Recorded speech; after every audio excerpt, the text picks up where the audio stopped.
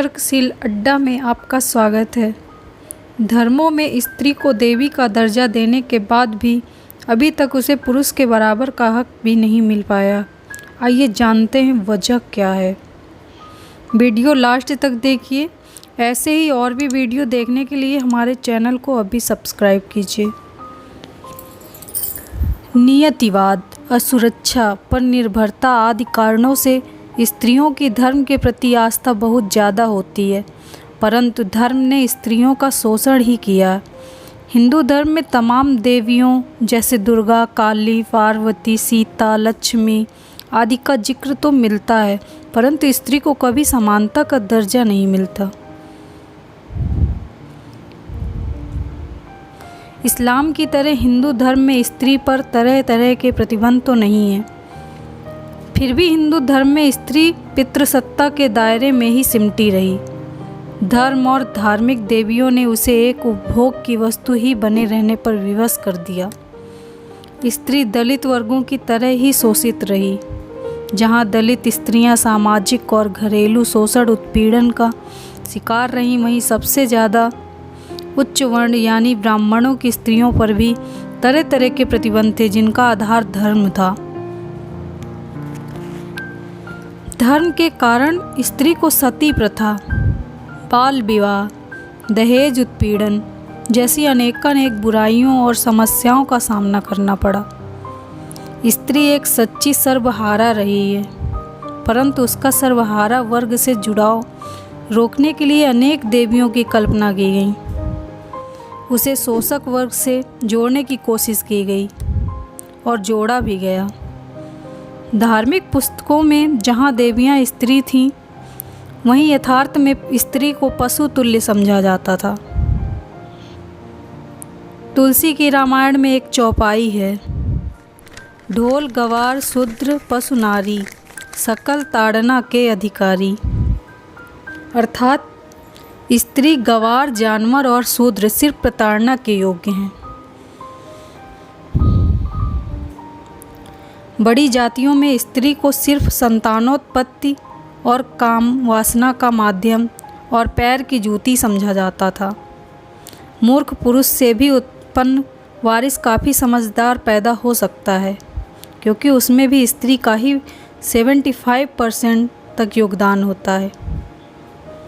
फिर भी स्त्रियों को हेय दृष्टि से देखा जाता है। प्राय बिगड़ैल बच्चों को सुधारने के लिए परिवार जन उनका विवाह इसलिए करते हैं क्योंकि उसकी भावी पत्नी विवाह के बाद अपने पति पर नियंत्रण रख सकेगी।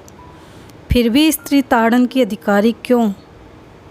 क्योंकि हमारा हिंदू धर्म स्त्री को केवल बच्चा देने की मशीन समझता है, या ज़्यादा से ज़्यादा बच्चे की देखरेख करने वाली स्त्री। इस पर भी आप स्त्री से क्या उम्मीद करें कि वह निकृष्ट होने के बाद भी परिवार की सेवा करे? इसी कारण धर्म द्वारा समय समय पर उसे बांधे रखने के लिए धार्मिक षड्यंत्र रचता है, ताकि वह परिवार से बंधे।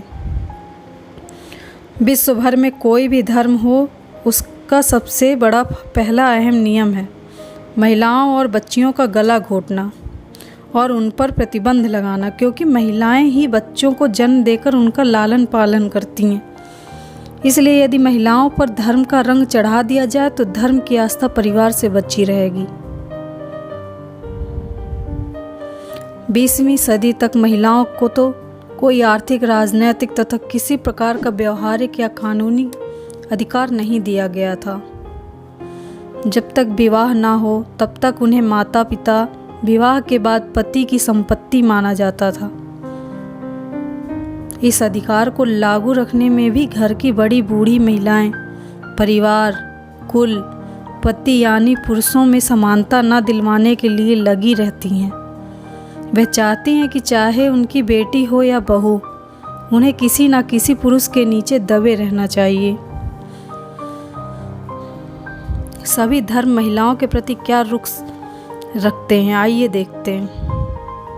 मुस्लिम धर्म में महिलाएं पुरुषों के साथ काम ना करें। महिलाएं केवल उसी जगह काम कर सकती हैं जहां महिला कर्मचारी अधिक हों।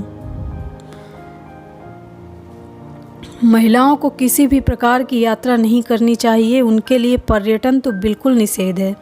वे केवल धार्मिक यात्रा पर ही जा सकती हैं। महिलाओं को तलाक देने का अधिकार नहीं है। पर्दे में रहना उनके लिए ज़रूरी है।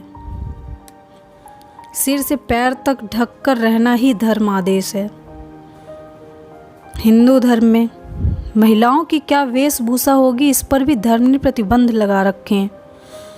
महिलाएं किस दिन क्या कार्य नहीं कर सकती, उन पर भी विभिन्न आदेश हैं। महिलाओं को अपनी संपत्ति रखने पर भी पाबंदी है।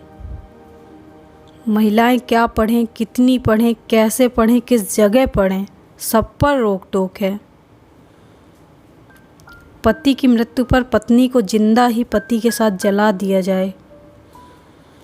विवाह होने पर उसके कपड़ों, श्रृंगार, वेशभूषा पर भी धर्म का अधिकार है। सिंदूर, बिंदी, चूड़ा, चूड़ी, कंगन, मंगलसूत्र, अंगूठी इत्यादि पहनना आवश्यक ही नहीं, बिल्कुल ज़रूरी है। यानी इन सभी सुहाग चिन्हों का प्रयोग आवश्यक है ताकि मानसिक रूप से गुलामी की पताका फैलाती रहे। महिलाओं को कब नहाना, कैसे नहाना, कब तेल डालना, नाखून काटना, इस पर भी धर्मादेश है। हिंदू धर्म के अनुसार पुत्री कष्टप्रद, दुखदायिनी होती है। लड़की को पिता के हृदय को चीरने वाली कहा गया है। स्त्रियां पुरुषों को बुरे रास्ते पर डालती हैं। विधवा से पुनर्विवाह पर रोक, केवल वेश्या बनकर जीवन बिता सकती हैं। चाणक्य के अनुसार झूठ, दुस्साहस, मूर्खता, लालच और निर्दयता स्त्री के स्वाभाविक गुण हैं। ईसाई धर्म में महिलाओं को चुप रहकर पुरुषों के आधिपत्य को स्वीकारना होगा। पुरुषों पर हुक्म चलाने की अनुमति नहीं है। सभी महिलाओं को सिर ढकना होगा। बगैर सिर ढक के रहना धर्म की अवहेलना है। सभी महिलाएं पुरुषों के लिए बनी हैं, पुरुष महिलाओं के लिए नहीं।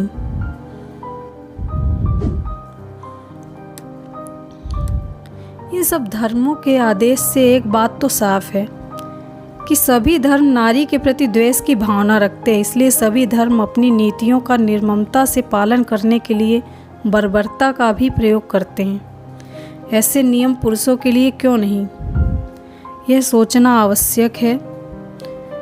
क्यों नहीं उन पर किसी भी प्रकार की पाबंदी है। वे चाहे कितनी पत्नियां रखें, व्यभिचार करें, हत्या करें, बलात्कार करें, उन पर कोई पाबंदी नहीं है। क्यों? क्या केवल इसलिए नहीं कि धर्म के सारे संचालक पुरुष हैं और वे अपने धंधे की स्वतंत्रता खोना नहीं चाहते? तो क्या इसलिए ही उन्होंने धर्म का आवरण पहनकर केवल महिलाओं का शोषण करने का षड्यंत्र नहीं किया?